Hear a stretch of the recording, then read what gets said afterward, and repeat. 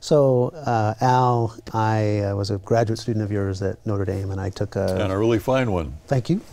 I took a seminar from you on Christian philosophy, and the last couple weeks of the class you set aside to talk about non-scholarly, non-academic parts of being a Christian philosopher, and what it looks like to be distinctly Christian in the guild of philosophers.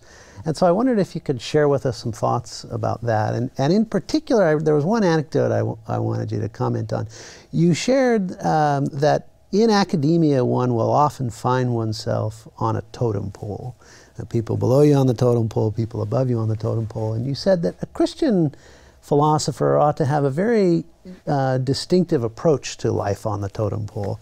And the way you described it was like this, that you ought to adopt as a policy that anyone you find situated below you on the totem pole, you should go out of your way to treat with enormous respect and tenderness. And that anyone you find above you on the totem pole, you should go out of your way to treat them with feistiness. So I wondered if you wanted to comment on that. Well, I guess I think that's basically right. I mean, it may, maybe be overstated a bit for emphasis, but I think that's basically right. I think the whole way in which totem poles flourish in academia is not a good thing, and it should not be that graduate students are sort of way at the bottom of the, say, of the philosophical totem pole. Undergraduates aren't even on the totem pole. They're a different category altogether. But once you become a graduate student, then you're a member of this guild, broadly speaking. Now you're going to be a philosopher or a psychologist or whatever.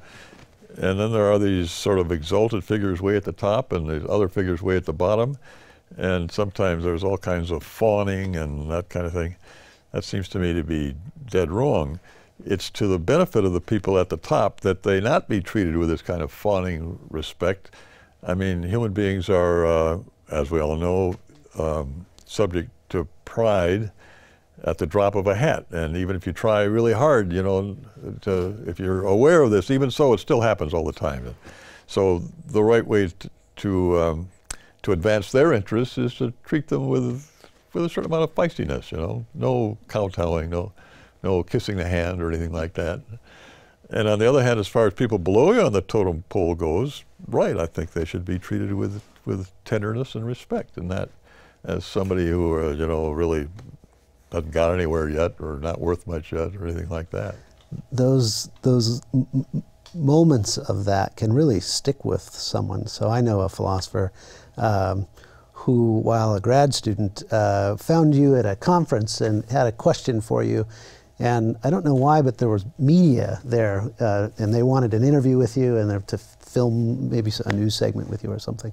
And this friend of mine was so impressed that you put off this group of media for, I guess, what was a long time, so you could finish this conversation with the graduate student. And he remembered that for years.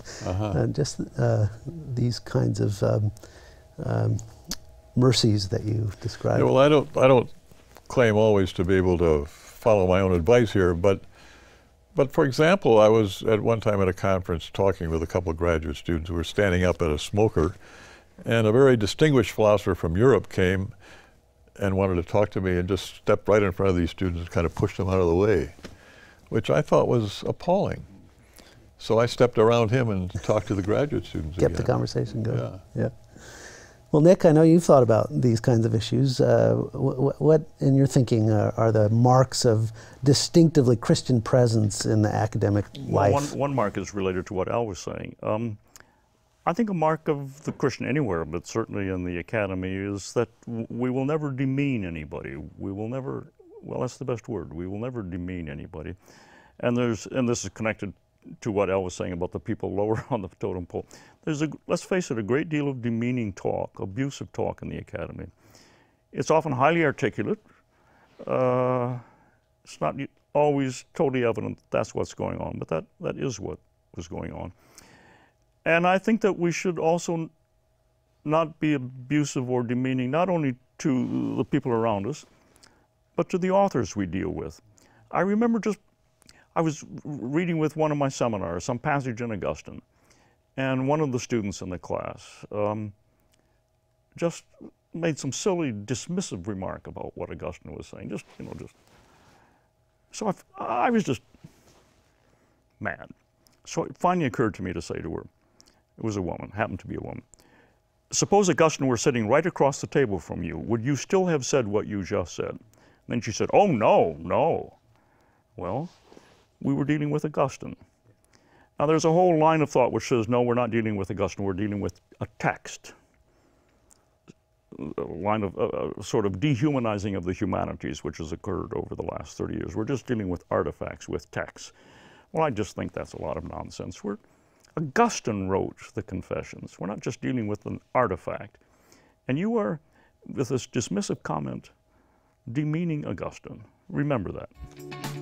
Biola University offers a variety of biblically centered degree programs, ranging from business to ministry to the arts and sciences. Visit biola.edu to find out how Biola could make a difference in your life.